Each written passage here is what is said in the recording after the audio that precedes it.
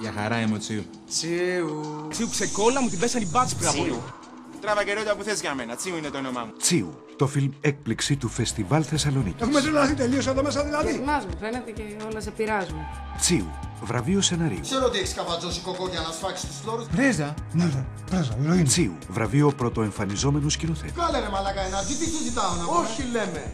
Κοίτα να βρεις κόκαρε Γιάννη που δεν μπορώ να βρω Τσίου, πουθενά και αυτό. βραβείο της Διεθνούς Ένωσης Κριτικών Κινηματογράφου Φιπρέση. Ψάχνουμε να βρούμε 2 γραμμάρια πρέζα.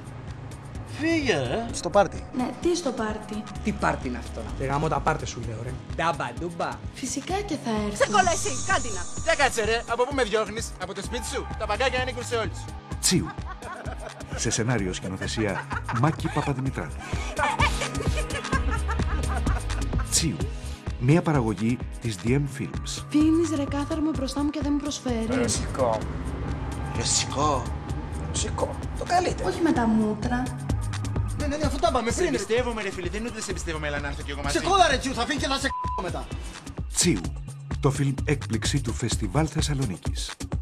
Για χαρά είμαι ο Τσίου.